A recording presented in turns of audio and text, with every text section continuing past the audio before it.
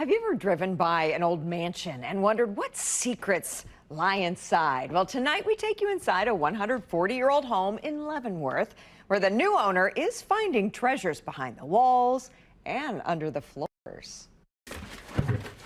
With a hop and a shimmy, Thad Krasnesky embarked on his latest hunt for hidden treasure.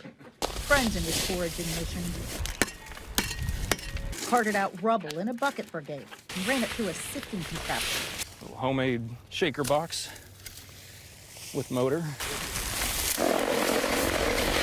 Clouds of dust surrounded their curiosity after finding a hidden room. And then when we pulled the shelving aside, we saw that there was this metal thing that was bolted into the stone. And we're like, well, that's really cool. We should pull that off and see what's there. What he found was a room walled off, save for this one hole and half filled with dirt.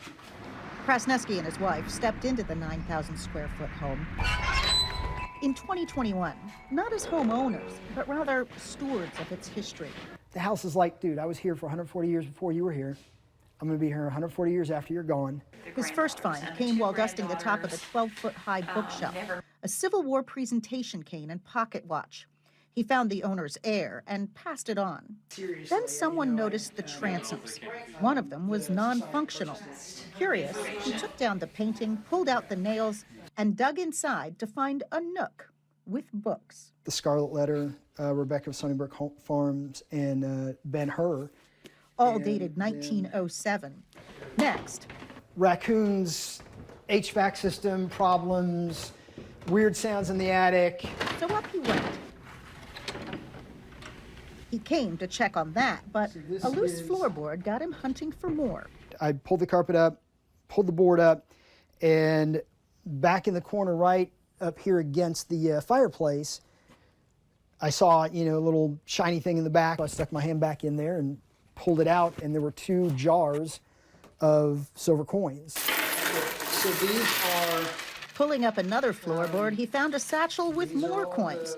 There's a quarter dated 1916 and a dime from 1890-something. I'm like a little kid when I get these, because they just, I just want to sit here and, play with them, because they sound different than clad coins, An investment counselor by day, he's a writer by night. And so in my mind, if you have an old house, there should be skeletons and hidden treasure.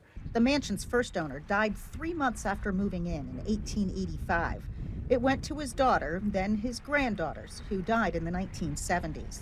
Krasnesky created a Facebook page, the Krasnesky Manor for Wayward Cats, to chronicle his finds. Then started hosting metal detecting parties, with proceeds going to the Historical Society. I love the hunt, the unearthing. Ray Schultz has been metal detecting for years. He found this in Krasnesky's garden, an 1870s freight token for the Wagon Works of the West. A lot of square nails. The latest hunt from the hidden room was more work than reward. Ready for next dump?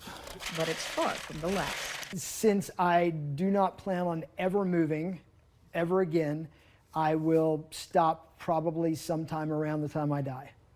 The treasure he found in the staircase posts here was just some old newspaper, but cool enough that he put some of it on display. This whole thing to him feels like a time capsule, and he wants to make sure that someone else gets that feeling years from now. So as he does renovations, he's putting current newspapers and coins and little notes in there to give some joy to the next caretaker of the home. In Leavenworth, Kansas, Betsy Webster, KCTV5 News. It's like a big old time capsule. Now, Thad has more of those metal detecting parties apparently in the works. They'll benefit the Leavenworth Library and Animal Shelter.